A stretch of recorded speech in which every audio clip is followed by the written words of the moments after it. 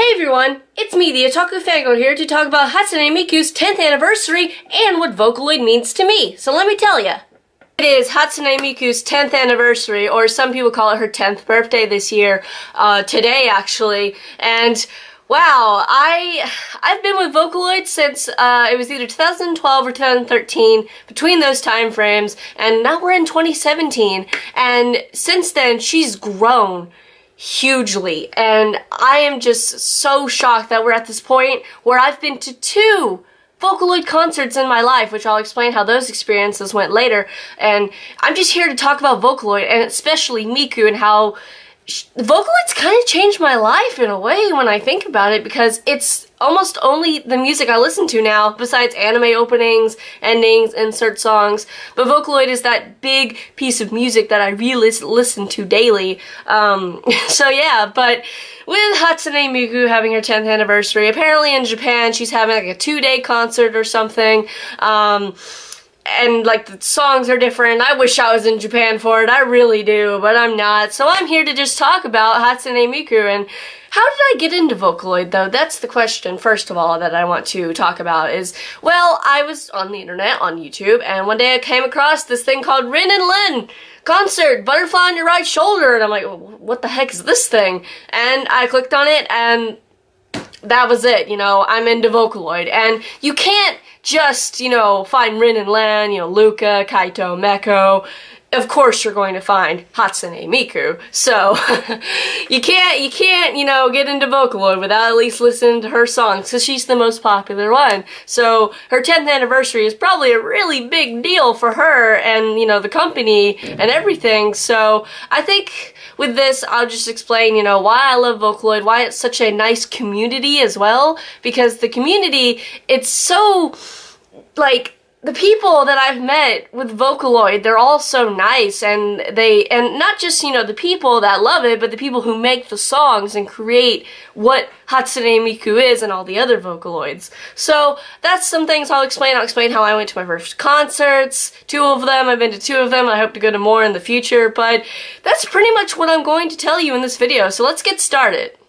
So, with the Vocaloid community, with this, we have, you know, several different things with it. We have creators who make the songs, people who listen to the songs, you know, people who make fan art, all these different things. And my favorite 2 aspects of it is, first of all, everyone I've ever met is incredibly nice. I've never met a Vocaloid fan that I, you know, never didn't like, you know, because when you go to anime cons, there are always Vocaloid cosplayers and all of that stuff. So, but here's the part that I really like about Vocaloid, is that it's fan-made, really, because, you know, Krypton, they released the software, and then boom, it's your choice what you do with the Vocaloids, what songs you make them sing.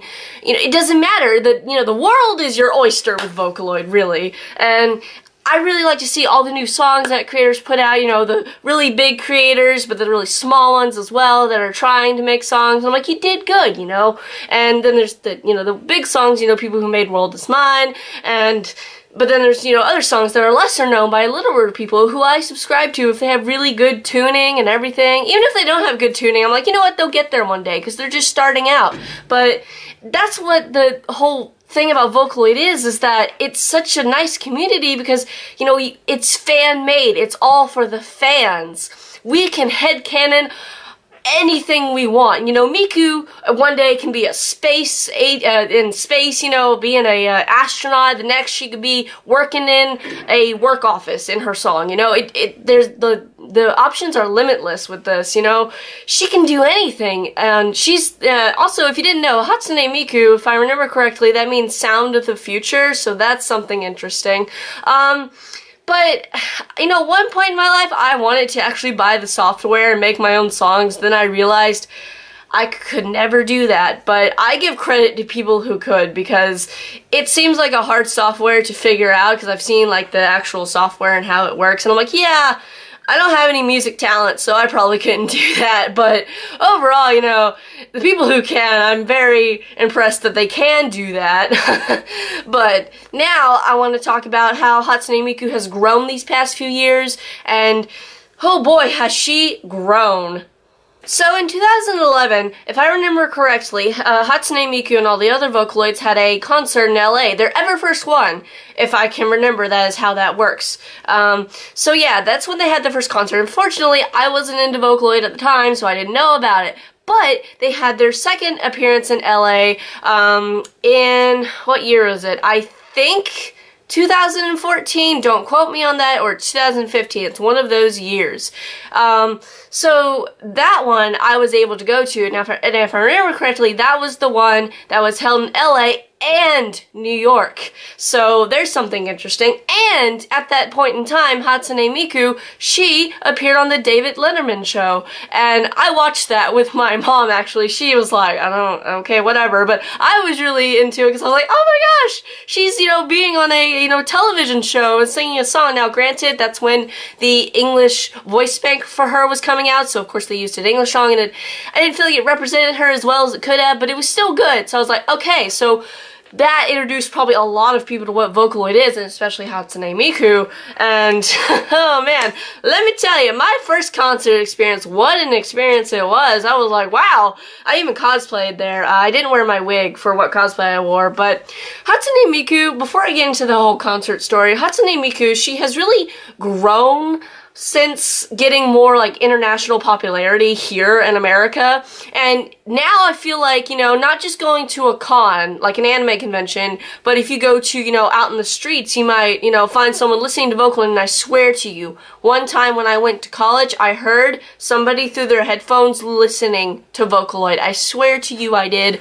And of course I didn't talk to them because I was like, oh, okay. But I was just like, huh, were they listening to Vocaloid? Because it sounded like Vocaloid, and I was like, huh. That's interesting. But yeah, the way she's grown, and oh my gosh, it's such an amazing thing. And how other Vocaloids have grown as well. Like IA, she got her own concert at Anime Expo a year ago, I believe, and that I wish I could have been there for that, and that really stinks. And she also got her own concert. I believe it was in New York, just her own solo concert. So Vocaloids are really growing, and I really like that because it's so great. But now I want to move on to my two concert experiences with Vocaloid because they are definitely something to talk about. Because if you've never been to a concert, a Vocaloid concert, you need to go to one. So a Vocaloid concert, I've been to 2 of them, and oh boy are they an experience. I even have the stuff from the second one. That I still have the streamer that they had at like the end of the concert. I still have the glow stick, and let me tell you, being in that crowd with the glow sticks is an amazing feeling. I still have the tickets. I still have the guidebook. Oh my gosh. So my first concert experience was basically, I went to LA. I went all the way to LA for Hatsune Miku concert and the other Vocaloids, and oh my goodness, I was blown away. Like watching it on YouTube, watching the concerts on YouTube, that is an experience, but actually being in that crowd, wow, it's powerful. The cheering, that you do with the hand motions, it's amazing. It's so fun, too. Moving along to your favorite songs. And the second one was even better. Now, that one, it was a little bit smaller space, and it was in Dallas. It was a little bit smaller concert hall, but even so, it was still incredibly fun to go and just experience a Vocaloid concert. They're so amazingly done, and the holograms are, they're not really holograms technically because the way they're done, they're projected. It's not exactly a hologram because they use mirrors and stuff. I've looked this up, and it's really intricate in how they do it. And having the band, match in time with the projection, it's really just an experience that you have to go to experience for yourself. I mean, I seriously recommend, if you've not been to a Vocaloid concert, you have to, if you have the opportunity. Even if you don't like Vocaloid, just go. Just go and experience that, and maybe you actually will like it in the end. Now, granted, concerts are expensive, and if you don't like what you're going to see, maybe that's a waste, but I don't think so. I really think, even if you're not into Vocaloid, maybe you just like anime, just if you get the opportunity to go to a concert, go, because this right here, this really is what a concert is. This right here, that's just being in the crowd, watching the Vocaloid dance and sing. It's so amazing. And just watching this, I get the feeling that I had when I went to those 2 concerts, and gosh, I'm overwhelmed. I'm like, dang, I want to go to another one because they're so fun. And I did cosplay my first one in LA. I was Rin, except I didn't have my wig on because that would have been a pain in the butt. But even so, just go to a Vocaloid concert. I can't express how fun they are. I mean, like, they're so fun. They're absolutely the best experience. I've been to another concert in my life that was, but anyway, what's the next topic? I know I've rambled a lot in this video, and a lot of it sounds incoherent, but you know what?